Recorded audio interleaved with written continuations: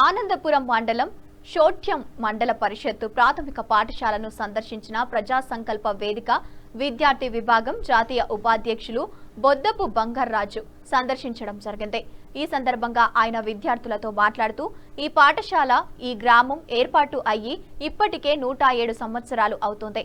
ఒకప్పుడు వందల సంఖ్యలో ఉన్న ఈ పాఠశాల ఇప్పుడు 10ల సంఖ్యలోకి రావడం చాలా బాధగా ఉంది.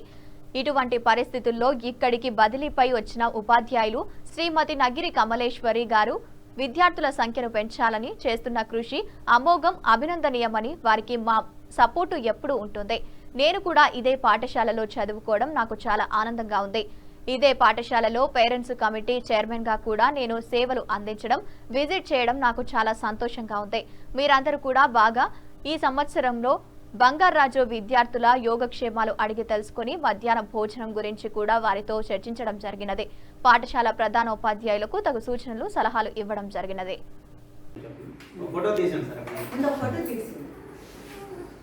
హాయ్ చిల్డ్రన్స్, బాగున్నారా?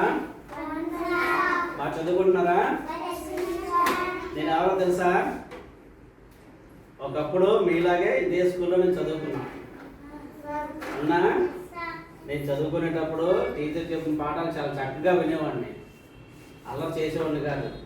కాబట్టి నేను ఈరోజు నాకు ఇంట్లో ఇబ్బంది లేకుండా నేను పని చేయగలుగుతున్నాను.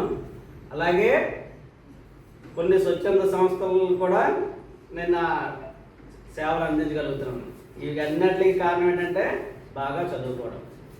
మీరు ఏం చేయాలంటే అల్లరి చేయకుండా టీచర్ చెప్పిన పాఠాలు వినాలి, వాళ్ళు చెప్పిన మంచి విషయాలు కూడా వినాలి, అమ్మ నాన్న చెప్పినవి కూడా వినాలి, అల్లరి చేయకూడదు. అవునే కదా?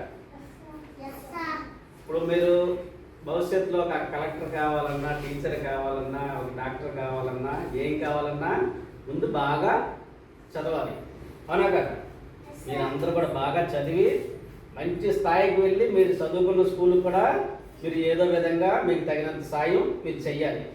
అవునా కదా? మనం ఎక్కడున్నా ఏ స్థాయికి వెళ్ళినా సరే తల్లిదండ్రులని, అలాగే మన ఊరిని, మన స్కూల్ని కూడా ఇంటి పరిస్థితుల్లో మర్చిపోకూడదు. నేను ఇదే స్కూల్లో చదువుకున్నాను, నా పిల్లలు ఇద్దరు అమ్మాయిలు కూడా ఇదే స్కూల్లో చదువుకున్నారు. అలాగే నేను ఈ స్కూల్కి పేరెంట్స్ కమిటీ చైర్మన్గా 5 సంవత్సరాలు నేను నా సేవలు అందించాను. చాలామందికి బాధ్యత అనుకుంటారు, పదవి అనుకుంటారు, కానీ నేను పదవిని ఏ రోజు ఫీల్ అవ్వలేదు. కాబట్టి ఇక్కడ 5 సంవత్సరాలు మన పక్కన ఉన్న హై స్కూల్లో కూడా 5 సంవత్సరాలు సర్వీస్ చేసి సేవలు అందించాను. కాబట్టి నాకు చాలా ఆనందంగా ఉంది. నేను ప్రజా సంకల్ప వేదిక అనే స్వచ్ఛంద సంస్థలో స్టూడెంట్ విభాగానికి నేషనల్ వైస్ ప్రెసిడెంట్గా ఉన్నాను. నా మొట్టమొదటి పర్యటన నేను చదువుకున్న స్కూల్లో చేయాలి, మేడం గారు లాంటి గొప్ప మనుషుల్ని కలవాలి,